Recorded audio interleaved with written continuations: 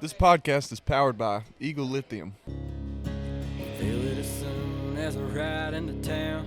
This is where I go to slow down.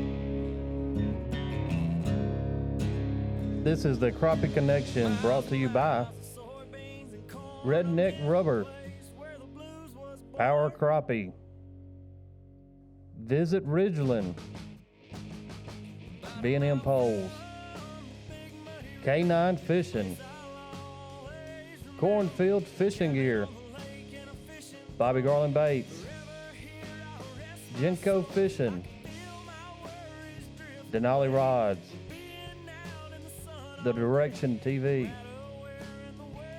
Top Hat Jigs, Crappie Magnets, Anderson Minnow Farm, Hook and Bullet Purpose-Built Optics. What's up, guys? Brad Chappell back at the Mississippi Wildlife Extravaganza 2022. I got Hammer Hayden at the end here. Also, I got two other guys that are really familiar with these crankbaits. Tell us who you are and where you're from. I'm Fred Pittman from Pearl, Mississippi. I'm Torch Tindle from Cleveland, Mississippi. No, both these guys love pulling crankbaits, and I've pulled crankbaits for a long time as well. And you know, we want to kind of discuss why you pull crankbaits and how are you catching these summertime crappie with crankbaits, and why are you choosing these crankbaits. Some of your thoughts on that there, Todd? Well, I do it because I can cover a lot of water on any body of water. Yep. And in the summertime on our big four lakes, there's not a whole lot of timber on them.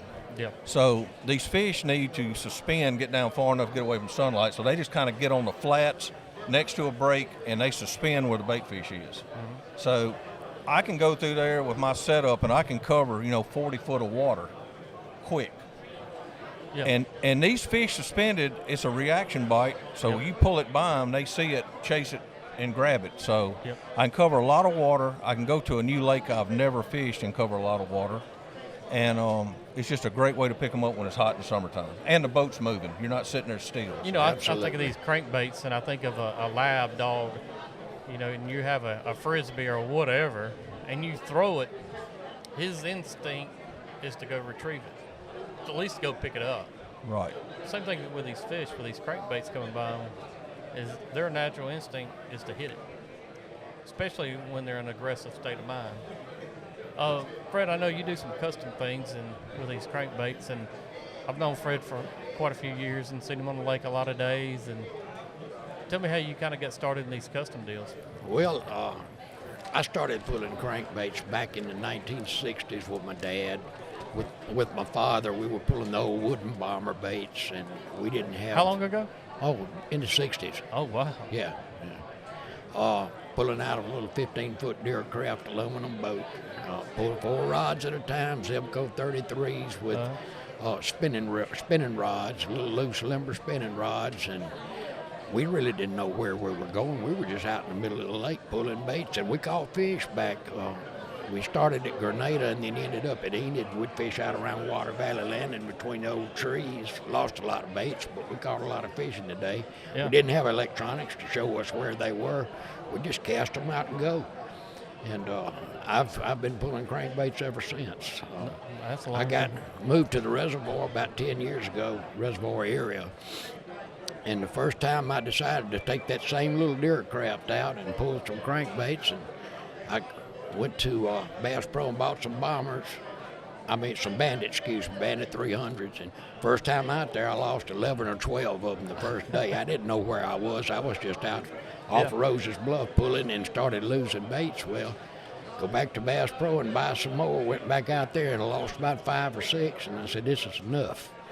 So I got online and I found some unpainted baits and ordered them just to try them. They looked about like a Bandit 300. I said, well, I'm going to try these and see how they work. So I painted up a half a dozen or so and tied on 4 Bandits and 4 of these, and went out, and they out-caught the Bandits better than 2 to 1, and I knew I was on to something. Mm-hmm. So I ordered 50 more and painted them up for myself and handed a few to my friends, and it didn't take long. The phone's ringing. They say, hey, you know that bait you gave me? I need some more of them. Right. And it took off from there. What's the process of painting these things? They look like little pieces of artwork to me, actually. Well, actually, I painted all my life when I was a child. You know, your mom gives you $1 to go to town to buy you a Coke and bag of peanuts, and I went to Western Auto and bought a can of spray paint. And Kind of graffiti I always guy. loved painting stuff. Yeah. I've done custom motorcycles and show cars over the years, and then I got away from it, and I got back into this idea, got an idea. I met Scott Vance. He's another crankbait painter, and Scott got me really interested, and I started painting these baits. I bought a little airbrush from Harbor Freight and painted a few, and now I got 5 airbrushes that I run every day. And it's a process, but it's a lot of fun. It's every day that I go to work, I'm not working. I'm having a good time. It's like playing when I walk out my shop. Mm-hmm. Yep. Well, as far as that process goes, I mean, tell us how you actually do it. All right. I know airbrush. Well, I start out with a clear lure body. First thing I do, I have to take an X-Acto knife and some sandpaper and trim the casting plastic off of them, make sure they're clean. Yeah.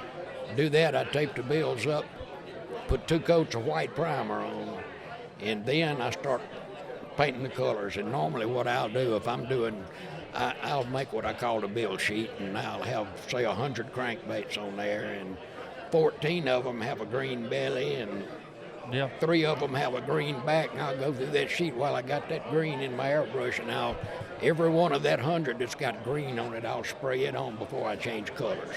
Right. And I probably got 300 or 400 different colors of paint that I use. Where are you doing all this at? I do it in a little shed out behind the shop. There's no way that you can do that inside your house. No, well, I did, but the other half didn't like the smell. The boss lady, really? The worst part of it is the urethane, the clear coat that I put on them, and it bothered her sinuses. She couldn't breathe around it, so She's afraid you're getting out of this house. I bought a little shed and got air conditioning and got the internet out there, and I sit out there all day with the TV on, paint baits. And that's pretty much it. How many can you paint a day? On an average, well, last week actually, I painted 97 baits in one day, but they were already primed and ready for paint, and I didn't get the clear coat in the eyes in them. That's just spray and paint. But normally, I'd say over any period of time, I can turn out 20 to 25 baits a day with the hooks on them, eyes in them, ready to package. Not on a given day, but over a period of days. But on an average, it'll work out to about 25 baits a day. So about 5 an hour, I'd guesstimate? Probably, yeah. Somewhere in the neighborhood there. Yep. Well, all right, what's your favorite color? This man right over here, Torch. I'm the painter, and he uses my baits, and he knows more about the colors and what works than I do. He probably fishes 10 times more often than me. Yeah. But my favorite bait is the one he's got in his hand there called Nader Crusader from Grenada Lake. Back when we was kids, we're going to Nader Lake. Nader Lake. Nader Lake, so that's Nader Crusader, and it's probably caught more fish than any of the crankbaits I've done. You know where else that color is really good at? Not Barnett. Oh, yeah. Oh, it caught fish. It catches fish everywhere it goes. That's Lake Lincoln, old James Walters uses them down at Lake Lincoln. He said that's the #1 bait that I paint. I'm guessing you're using a stencil or something to put different patterns on those baits? On some of them, yes, and some of them I freehand. That bait is a stencil on it. Okay. Yeah. And I see this one has a lot of flash. Is that something that sprays through the gun, or do you add that? Or? Actually, I use 2 different types of paint. I got a fluorescent on the belly, and then I used a candy apple paint, which is clear. You can see right through it. Like And iridescent. that's candy apple black. And then I brush the metal flake on. Okay. I mix it with a coat of clear and brush it on. Yeah, this meteorite has got a lot of iridescent. It's clear. You can see through it and the color under it, and it's dark. And I told Brad earlier, I fished with a Bobby Garland stroller that was called Meteorite. Oh, yeah. And I said, Fred, can you duplicate this color? And he said, well, send me a picture of it. So I screenshot him one, and I don't know, hour and a half later, he sent me a screenshot back and says, is that close enough? I said, man, that looks good. Yeah. So there we went. And when I went out and tested it, I'm telling you, that on the Big 4, I haven't tried it on Barnett, but on the Big 4, it will catch it. Yeah, it'll catch them out here too. We had real good success up at Arca Butler, and it ended this a couple of weeks ago. with Yeah. Yeah. I caught a. This was so good at Butler that morning.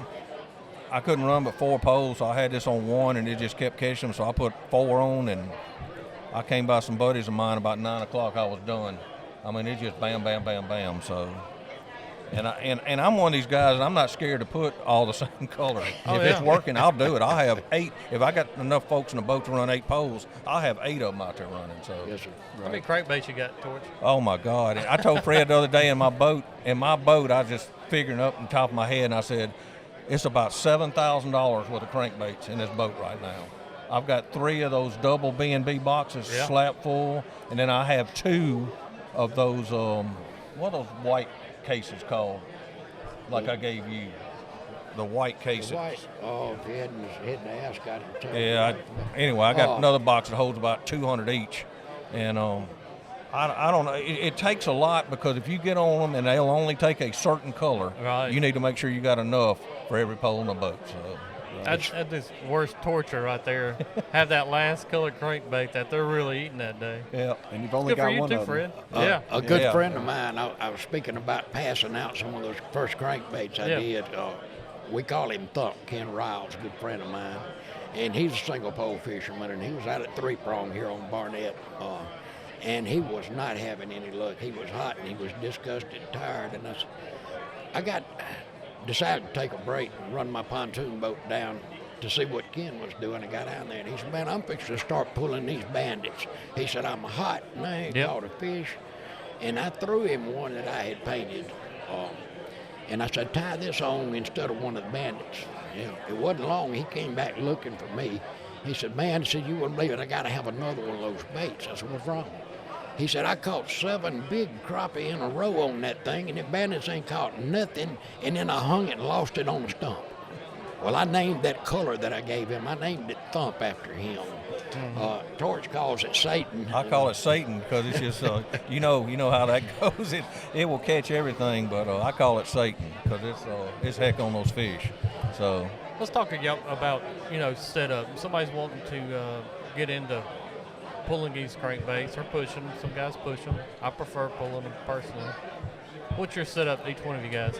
well, my deal is I'm running off the back of the boat and I'm trying to get wide. So I usually have 2 20-foot B&M PSTs, and then I come into a 16-foot, then a 10 and an 8 next to my motor. Right. I go short toward my motor and longer out. And I fan them on each side, and I can get a wide swath, and I don't have to worry about my lines tangling up. Right. A lot of folks run mono. I run braid because I hang stuff, and I want to be able to either pull the hook out or whatever and get my bait. What size braid are you running? I'm running 40-pound Power Pro braid, which is about the same diameter as 10-pound mono. So my baits run about this. They'll run a little deeper than mono, actually. So I run that, and I have dowel line counter reels. And I tell folks, any line counter reel will work. You just got to make sure you have it fully spooled. If you got a half a spool, it is not going to read right. So make sure it's full, and you let your lines out. And I use a chart, and you probably got it, Brad. Precision trolling? Yeah, precision trolling, and it's pretty close to what you need to do. So, if you want to run, 12 foot deep, you put out 55 to 70 foot of line, and it should run right in there on Fred's baits. So, Are you using swivels at the end? Or? yes, I use a swivel. That way I do can too. change them quick, That's right. and don't have to break my line in time. So I just use a swivel on there. What about you, Fred? I use swivels too. Yeah. My setup, I pull off a pontoon boat. I got Pontoon an boat. old 24-foot tracker that I rebuilt and got it set up for pulling cranks. And I'm like Torch. I don't use 20-foots. That's a little bit too much pole for me, Yeah. especially when you catch an 18, 20-pound blue cat on one of these crankbaits. and Oh, try yeah. to bring it. Yes. But I use 18s, 14s, 10s, and then I got 2 8-foots off the back. The 8 thing poles, about- pretty much. thing about my 8-foot poles in the back, they're facing straight out the back of my boat. And I used to pull with a gas engine before I got my lithium batteries. And I think the prop wash and the noise from that motor was spooking. I rarely caught fish out of the back of my boat. And then I talked to a friend of mine, John Beshears. He's a guide from Coffeeville. And he told me about using corks. He said, Fred says, you don't have to. What you're doing is you're spooking these fish with your gas motor. Yeah. He said, let out 50 foot of line if that's how deep you're running, and clip one of these corks on your line. You let it 200 yards out behind your boat if you want to, back in that calm water. And the crankbait's not going to pull that cork underwater. You can see that cork floating out there, but you can set your depth with the cork and then get that bait out away from your boat. It works not just in the back, but on the sides too. Well, you got to do a lot of cranking to get one of them jokers in. Oh, I caught a fish with over 600 feet of line out. I forgot I was letting the line off. 11 and a half fish, 11 and a half inch. The little old fish he was half a mile out behind my boat. Oh, yeah. When I realized that I'd spooled all my line off my reel. But sometimes these fish are shallow, and my crankbaits are going to run. They run a little deeper than a 300 Bandit, and if these fish are holding 7-8 foot deep, to get my baits away from the boat, you need to use a planer board or a cork on your line to set your depth of your bait where it won't run too deep. You can get your bait out away from the boat. But that's what I do. I run planer boards sometimes when I need to run them shallow, and it's just something you got to do. It's a hassle, but it's something you got to do to catch them. So I'll run planer boards sometimes if I'm going to run them less than 10 foot. The only time I ever ran planer boards is money was on the line. Otherwise, they would work the fool out. They will. Days. They will. That's just, they work. They're effective like anything else, and there's a time and place to definitely use planer boards. Fred talking about laying those poles straight out the back of the boat. My partner Don, when he first started fishing with me, we were at Grenada, and he had caught a fish and took it off one of the inside poles, and when he put it back in, he didn't put the reel behind the U. Well, we're rolling along there, and I look back in the pole. I said, "Where's your pole, Don?" It's gone. Catfish hit it, gone. I'm sitting there. I ain't mad, man. Yeah. I'm sitting there. All of a sudden, the 20 foot on the outside goes off, and it's bent at the handle. Yeah. Don picks it up and winds it, and this crankbait's got a catfish on it. Caught the end eye of that 8 foot pole on that 20 foot, and we got them both back. I said, "Man, you talking about living right?" And he got some lottery tickets. Exactly, that was living right. So I tried pulling. When I first started crappie fishing, I pulled some jigs one day, just kind of goofing around, and that lasted a total of about 3 or 4 hours until I snatched a rod out of the back of the boat, and that's kind of where I gave it up. I had a pole jump out this year on the guided fishing trip, and somebody didn't set it all the way back in there, and all of a sudden, it pops out, and especially between stumps and catfish between the two, they will jump out occasionally. Yes. Well, I noticed Torch, when he's fishing, it looks like the rods he's got in the back of his boat are pointed almost straight back. Mm-hmm. I like to see that pole bend, and I don't understand how they can see those fish hitting those back rods. Yep. They're pointed so straight back. My back rods, I've got them pointed up in the air. Right. They're up high where I can see that bow. The problem is you've got to know the distance between your rod tip and where that line enters actually hits the water. That's right. So what I do is I let out 50 foot of line, and I tied me a little bright orange flag, a little plastic flag on my line, and I watched my line counter, and I started letting off line until that flag touched the water. Right. And I knew it looks like 15 feet, which actually was 37 feet of line out. In the air. In the air. So when you're counting your line counter, letting your line out, you got to add that 37 feet to know how deep your baits are running. That's actually, we talked about nuggets of information, and I think a lot of people are missing that key right there.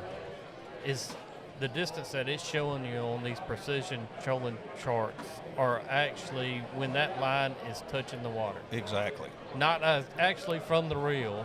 It's actually from, if you're trying to run 50 foot of line, I'm just using as an example, and you're wanting to go 12 foot deep, what have you. So you might have to let out 58. Right. Because that 8 foot of line is on the air, but that precision trolling chart is actually from when that line hits the water and then going down. How many feet of line are actually wet in the water? I've kind of clocked it this way too, because I keep my poles level with the water. So on my 20 footers, I usually zero it out when my crankbait's at the end of the rod handle, and it's usually pretty close to where I have people call me and they said, "Man, I'm running 50 foot of line like you ain't catching nothing, and they got a 20-foot pole, and they started counting at the rod. They're 20 foot off at least. Yep. So you're right. So you got to do it. And that is a little nugget there. The higher that rod tip is off the water, the more line you're swinging in the air. And I agree. And not. I know when I get people in the boat all the time, they ask me, how can I tell I think even Hayden said something, touched on this a second. How can you tell if you got a fish on the pole? That's right. Because, I mean, it's an honest question. And one is going to be the pole tip. And number two, and I already know the answer, what's that fish going to do when he hits it? He's going to come up to the top. That fish is going to float on the back on the side if it's a good one. So. Yep. You might see that big mouth come up, but they're going to I don't know if I've ever seen a crappie not come to the top once he's hit by a crankbait or hooked by a crankbait. That's right. Boy, and it's a thrill to see that big mouth open up when he comes up. Old bucket mouth. But you're right, Brad. Every time you get somebody in a boat that's never done it, they're like, well, how do I know when I got a fish? And I said, trust me, you're going to know. I said, that rod tip's going to be like a cork. I said, it's going to go back, just pick it up and wind. And then, you don't have to snatch it, just pick it up and wind. So. I know another thing, we talked about braid and the line, that I do differently than some people, but I think it's, especially starting out, can be such a key to help them, is different colored braid. And the reasoning behind that, in my mindset, is tangles. Absolutely. I don't care who you are, where you're at, occasionally from a fish, from a stump, from a turn, whatever, you're going to have a tangle occasionally. And if you've got a pink braided line, 20 pound, whatever, and a green, it is a whole lot easier to untangle two different line colors compared to the same line color. And that goes back from fishing tournaments years ago, is time management. Time management. That's it. It's you're not going to catch a fish never when the bait's out of the water.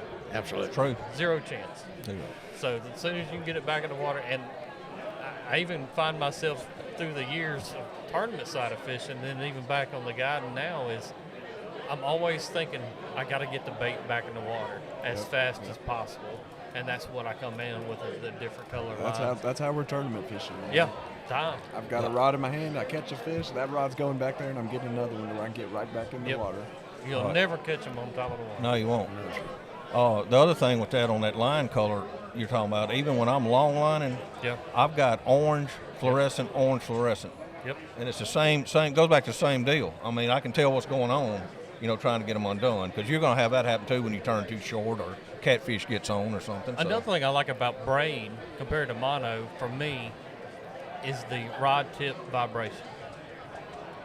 On mono, it doesn't carry that vibration to those rod tips as much, and you still have it compared to braided line. Braided line looks like you got a drill at the end of it. I mean, it's just on fire tickling. And even if you catch a small fish, you know that braid line, as soon as it hits and it's going just steady. When vibration stops, you probably got a fish. You got trash or you got a fish. That's right. Or you're tangled up. Something's not right if you can't see that thing sitting there moving. So you're right. So that's a couple of different things. Right now we know, get some different color braid, get you some line counter reels. Swivels is another really good key, because I ask people all the time, and another reason I like swivels, and I'll bring it up, is besides switching colors, is at the end of the day and at the beginning of the day. It goes back to that time management focus point, is I'm not sitting after tying up 8 baits to put on the beginning of the day. That's right. And then at the end of the day, and I'm usually, to be honest, regardless of what I was doing, from the tournaments to fun fishing to guiding, is at the end of the day, I'm ready to go. Yeah. Me too. And now you don't have 30 treble hooks laying around in the floor of the That's boat right. for Safety. somebody to step on. That's right. Yeah. By the way, special mate is that box. Special mate is the tackle box. That's right. Special mate. Special mate. Special mate is the name of that box. But anyway, going back to what you're saying, you're right. You can take that swivel hook in the bottom of your rod in your hook clip, and then twist it up, and you're done. You're done. You got them stowed, and you can get out of there. Safe. So, that's right. And we always think about safety. That's crankbait is kind of a dangerous thing. Yeah. I tell people this. They laugh at me. I got a set of 24-inch long needle nose pliers. They're 2 foot long, and I got them at Harbor Freight, and they look at me like, "What the heck's that for?" I said, "I tell y'all what. I got a story about a gar at Lake Whittington that I had on a crankbait, and I went to take him off, and he shook. I had a short pair of pliers, and when he shook, I got a hook in my thumb on one hand and a hook in my thumb on the other hand.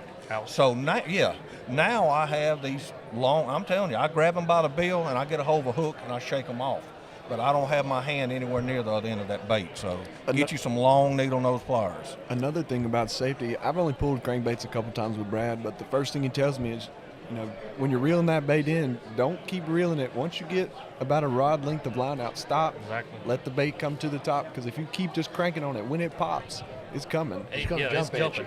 you. Yes. Yep. Yeah, you're right. And you'll see, especially people beginning to do this, is as they're reeling, that crankbait's actually fighting to go down.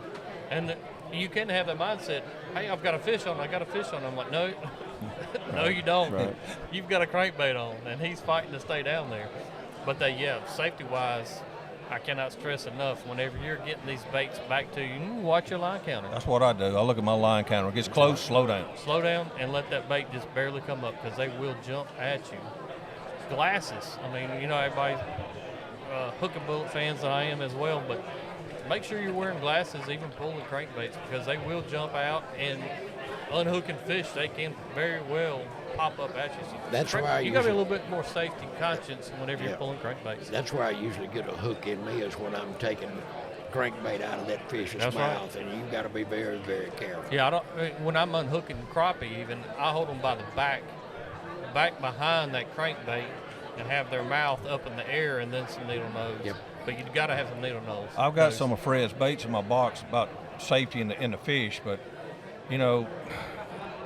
say on ainage, you get into where you're catching all these 11-inch fish. Right.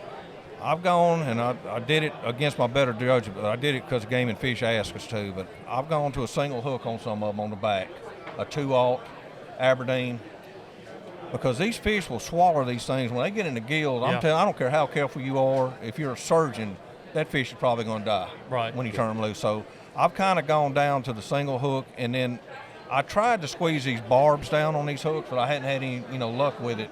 So I did go to a single on some of them on the back, just to save these short fish, because you'll go through a passel of short fish in a day. And it's no sense in throwing one back that's going to die. I haven't heard that term, I don't think, ever on the Crappie Connection. A passel? I don't think I've ever heard I got that. a buddy that didn't know What that is a either. passel? A passel's a bunch. Okay. I mean, people don't know. They say, is that really a word? I said, yeah, it's a word. It's a passel. Like I said, just something funny that I don't think I've ever heard that terminology on the Crappie Connection. Yeah, well, it's a you're going to go through a passel of them, it ain't it? I guarantee it. Oh, absolutely. So. Say, when you go to Enid, what are you looking for to throw your crankbaits out? What are some of the signs that you might say, all right, this is a good area? I'm looking at my electronics, and I'm looking for bait fish. That's basically everybody looks. I'm looking for bait fish, and I know the lake well enough. I know where the flats are, and this time of year, they're going to be on these flats pretty close, to the river channel. But say Enid right now, those fish are going to be in, 18 to 28 foot of water. And they're going to be, 12 to 16 foot deep. They're going to be suspended right there. If we get a thermocline, which we hadn't got this year, usually a thermocline set up to 15. Those fish are going to be above 15. But it just hadn't happened. I don't know why. It's been hot enough. But none of those lakes I've seen a thermocline on. None. It didn't happen last summer. I've seen one thermocline so far this year, in about second week in June, but it only lasted for like 1 or 2 days. Where was that? It was on Barnett. Okay.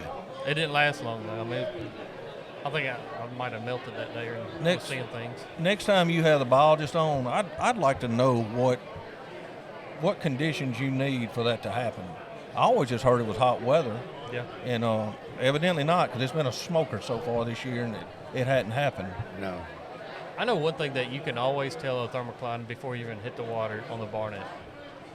All you got to do, ever, is drive across the spillway, and if you smell that sulfur rotten egg smell, right, it is a thermocline in the lake, no doubt. Yeah, they thought about that. They had told me at Grenada we had it one year, and that's what they said. They said everything kind of dies down there and flips, and it comes out. That's when you smell it. It comes out the spillway. They're pulling out the bottom of the lake. Yeah, cool.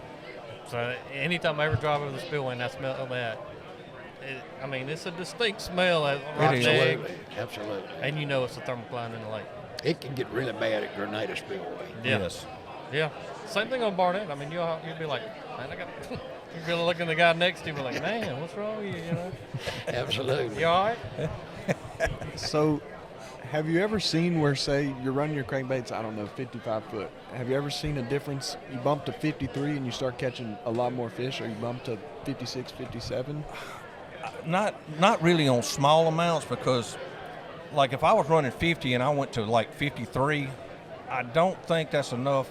I might go 50 to 55, right, maybe right. 5 foot increment, and might see a difference. But most of the time it's like a 10 foot, and the deeper they are, the more you have to do it. It's a more of an increment, because I know it, like run them 16 foot at 91 foot of line, and then to get to 17 foot, you're at like 150 or 160 Right. to get that extra foot. How So, deep can you get one of these baits? I have run Fred's.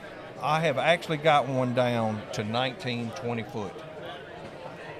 I can't get a Bandit to run that deep, but Right. I can get one of these. And sometimes I have actually put split weights in front of them to make them go on down where I don't have so much line out. And then on the other end of that, how shallow can you make one of these baits? I can make one of these things run 5 foot, but it's so close to the boat, you're really not going to catch Right, many right, fish. That's when I get into the planer board deal. Okay. If I'm less than 10 foot, I'm going to probably be running planer boards. And how So, far out of the sides of the boats are you running those planer boards? when you do the planer board, Brad will tell you, you got to get your rod tips up all kinds of crazy angles to make them swim away from you. So It's like a circus going on. Exactly. It looks like the carnival comes Yeah. to town. So, you get your rod tip set up where they'll run out, and sometimes I'll have, say I'm running 15 foot of line under my planer board, and I'll have that planer board out, and I might have 200 foot of line out there. But that's where me and Brad are talking about. You get into a mess, because if you're catching short fish, you're winding 200 foot of line, then you get your planer board, you have to unclip it and then get your fish off, and then you have to put your planer board back on and let out 200 foot of line. So, I mean, it's a hassle. It works. It's a hassle. This deal Fred's got with the just put a cork on them, really and truly, I think that's the, other than you can't do a bunch of them because this is going to go straight back. Yeah. But, It's pressured fish. Yeah. I know when you hook a fish on a crankbait, he's going to work his way, directly behind the boat. With the planer board, is that fish going to do the same thing? Pretty much, because what happens is you have a trigger on the front, and when that fish hits, if he doesn't snap it, I'll give it a yank to pop it loose so it's on the back, and it'll come straight. And then it just kind of opens up, and the fish can come. Yeah, they fall directly behind the boat. Yeah. If you didn't, you're fighting the fish and that planer board, and it's just a hassle. So Right. You got a quick release on the front. So When it comes to these corks, another thing I've noticed, I pulled as many as 6 rods at one time with corks on them. You can tell, looking behind your boat when you're going straight in a straight line, you can see the distance between The each baits. one. If you've got a bait that's not running straight, you got 2 corks that are going to be real close together. Then you can tell. Kind of helps you on turns, too, helps with you. them. I guess it would. It's a good thing to know how your baits are running in the turns. You can watch those corks and see how close those lines are getting together, to kind of give you an idea of, hey, I'm turning to What size cork is that? I think this is 1 3/4 inches. That's about the size that I use, and I use some of those long oval. I'm surprised you the ain't got long them like corks. custom painted. Yeah, no. Like gonna cue get balls. Not going to get it in the paint. I bet I give him my idea then. There you go. 8 balls. Yeah. He's going to have some custom painted cork. So if you're running that cork and a fish bites it, is the rod going to load up, or are you just watching the cork for it to go down? Or? I don't really pay attention to the corks. Okay. I You're just watch waiting to that wait on the rod to load Yeah. up? And Rod load up. sometimes a fish, that cork's not going underwater unless there's a fish on it. Right. If you look out behind your boat, you pull in 4 corks and you see 3 and one's disappeared, you got a little small fish on there that's pulling it. Or your barely crankbait might have pulling- got hooked up Yeah. or something. or wrong. something, something's Yeah. wrong. You know, one thing I think about crankbaits, and I'm going to bring it into this subject line, is, it's a great way to take somebody that has little to zero experience fishing. Or a kid. Kids, Exactly. elderly, kids, disabled. I mean, anybody that, no matter what their skill level, they can take with somebody that knows what they're doing, have learned it, and they can go out there and pull crankbaits, and at the end of the day, they feel like a rock star. Oh, They yeah. might catch Oh, the yeah. biggest fish of their life and say, man, Yeah.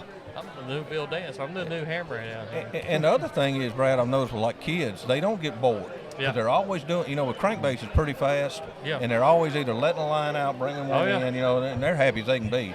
Even the short fish, they're happy. So. I know I can always hear kind of Fred coming whenever I'm fishing on lake because he's jamming.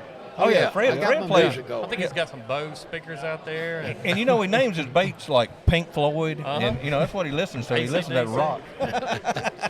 You can hear him coming. He's got some fans going, and he's got he's got the tunes. He's kind of like a party ship coming by. People ask me, I've been asked several times, where do you come up with all these names for the colors of your baits? And I said, just whatever pops in my head. Just like I painted one for Carlos Willis, wanted a gold bait with a black back. Yeah. I painted it, and then I decided, I said, I like that bait, but I'm going to put some fluorescent orange on the belly. And I did. I call it Leroy Brown because he's bad. And whatever comes to mind when I paint a bait, just like the Nader Crusader, then the torch named Meteorite or whoever with, but I love, that's more fun than anything is coming up with good catchy names. I don't understand what crappie fishermen through the years have really taken on the color identity deal. I love it. I absolutely love it. Color names and. Oh yeah, and now I had one that I painted. I call it old school, and I looked at the old Lucky 13s and the old bombers and all the old lure manufacturers back from the 30s and the 40s and 50s had a white bait with a red head and yellow eyes. They all had it. So I painted an old school. I painted a red-headed white bait with yellow eyes, and I've never even fished with it. But Torch tied them on up at Arca Butler a couple of weeks ago. And got in them. Talking about those old bombers, and we're talking about colors of crankbaits. When I was a kid, my wife's granddaddy, Mr. Bennett, he taught me how to crankbait and ain't it, but he didn't have no electronics. He had bomber baits. He had like 4 or 5 colors. That's it. And he had these Abu Garcia 5500Cs that were just old, but he had lead core line. And I'm like, how deep's that running back there, Mr. Bennett? I don't know. It's catching fish. I said, okay, so we go. But you look back there, and that fish might come up. It might be 200 foot behind the boat. I mean, you're sitting there winding these things in, but the old time, he didn't have like 5 colors. I bet, And another key of that one would be is you don't have to have the high dollar equipment that's out there now to catch crappie. That's right. These old school ways still catching them. Oh, absolutely.